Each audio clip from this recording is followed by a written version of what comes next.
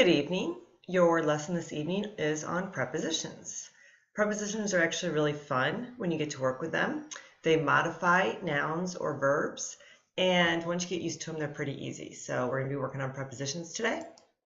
These guys are going to fade out, and Charmin's going to fade in to tell you good luck. That's my puppy Charmin. I just wanted to put a picture of her because it was cute. Here we go.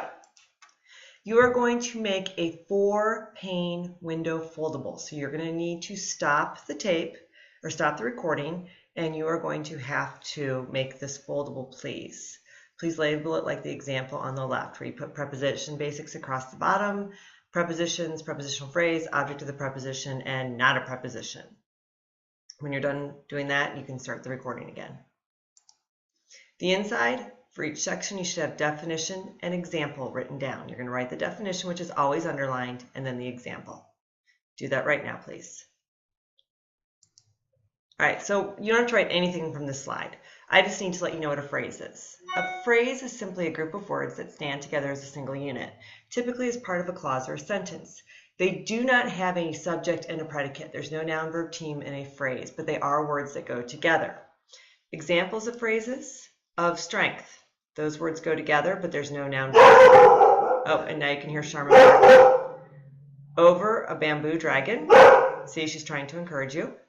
Over a bamboo dragon is a phrase. They're words that go together, but they don't make a sentence. And under the enormous dragon as well. Now you need to write something down. Open that first flap that says preposition, and you should know this from your parts of speech, but it is a word that shows a relationship between a noun or a pronoun and some other word in the sentence. An example, and you could write this down in the example right next to the prepositional definition that you just wrote down, is the baseball player in the white shirt hit a home run. In is your preposition. It shows a relationship between white shirt and player. Use this as your example, please. Then you can close that flap. See, wasn't that quick? Open the flap underneath that says prepositional phrase. The definition you need to write there is it includes a preposition and an object of the preposition. You have to have both things for it to be a prepositional phrase. Here are numerous examples of prepositional phrases. You can write any of these down in your examples. Your prepositions are underlined and in red, and your preposition or your object of your preposition is the last word in each phrase. I'm not sure what you would do under a mouse, but there it is. You can close that flap now. See how quick you're doing this? This is great. And open the object of the preposition flap. The definition you need to write is it is the noun or pronoun that ends a prepositional phrase. So we've got the player in the white shirt again, in being your preposition, but shirt is the object of your preposition. The object of a preposition is always a noun. It is always functioning as a noun. And there you go, I circled it for you. You might want to put that example down under object of the preposition. And then if you look at all the prepositional phrases you had before, here they are again, but now I've highlighted the object of the preposition, which are all nouns. They're all functioning as nouns. So look at these and see if you can identify the prepositional phrases. I'm going to pause it and look and see if you can do it. You don't have to write anything down, and I'll show you the answer in just a second. And there are your answers. With the blue border, with is your preposition, border is your object. Through the air, through is the preposition, air is the object. Like a sunny day, like is your preposition, day is your object. And with great ease, with is your preposition, ease is your object of your preposition. Hopefully Michael didn't break the table when he jumped on it. Now, you can close all the flaps and open the not a preposition flap, because sometimes a preposition actually functions as an adverb. And if it doesn't have a phrase behind it, it's an adverb. Let me show you what that looks like. Oh, I wrote words for you. And this is what you should actually write. If there is no object of the preposition, then it is not a preposition, it is an adverb. Please write that down under definition. Sorry about that. Okay, once you've written that down, let me show you what it looks like. First, you're going to see this cute little gecko climbing up the wall. Then we're going to talk about the cute little gecko. Oh, there he goes. He's a headless gecko now. The gecko climbed up the wall. Well, up the wall is your prepositional phrase. Up is your preposition because it has an object of the preposition, which is wall. However, if I just said the gecko climbed up, and sorry that the up is hidden by his tail, there is no phrase behind it. So there's no object of the preposition, which means up is simply modifying where he climbed, making it an adverb. I know, kind of mind-blowing, isn't it? Then you can get really confusing. Not really, you just have to look at how it's all used. The gecko climbed up on the wall. Well, up is still simply modifying where he climbed because it has no phrase, but on the wall, on is a preposition and it has an object of the preposition, which is wall. So in this case, up is an adverb still, and on the wall is a prepositional phrase with on being the preposition. Fun, isn't it? Sadly, I do think it is fun. All right, so give it a shot. Below and up, are these adverbs or prepositions? Well, I've got below the surface. Oh, there's an object. What does that tell you?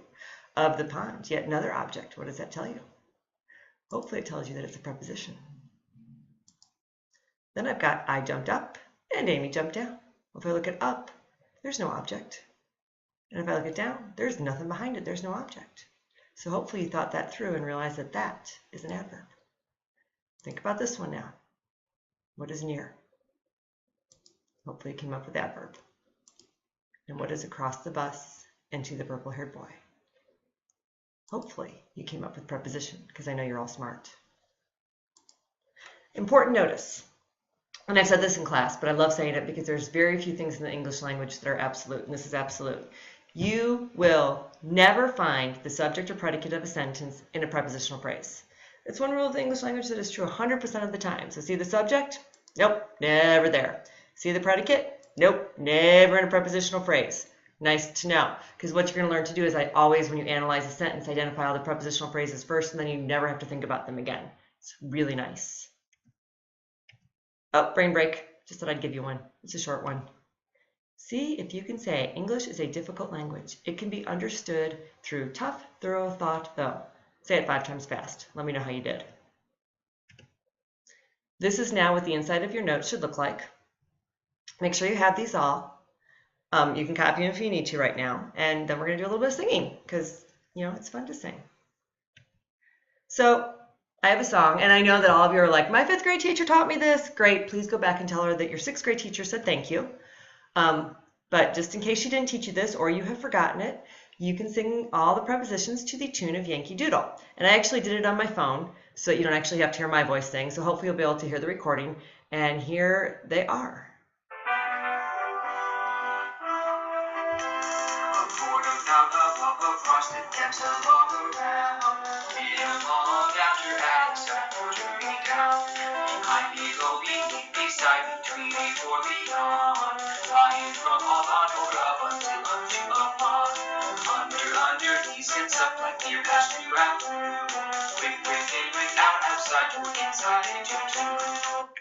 Now you're supposed to sing it. See if you can sing it, because if you can sing it, you'll get 5 bonus points on the quiz on Friday.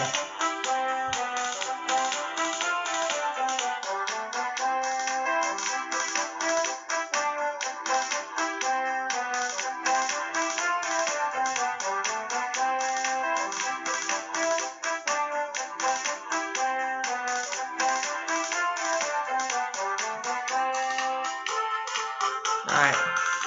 And that's all I got on my phone for you. Just a little bit of a preview for your lesson on, or your next flip lesson. I think it might be Wednesday night. You're going to learn to recognize prepositions as either adjective phrases or adverb phrases. It is going to rock your world. But I'll leave you with that thought for now. I look forward to seeing you at class tomorrow where we will practice identifying prepositions. And we have a great Tuesday tune coming up. Talk to you or see you tomorrow. Bye.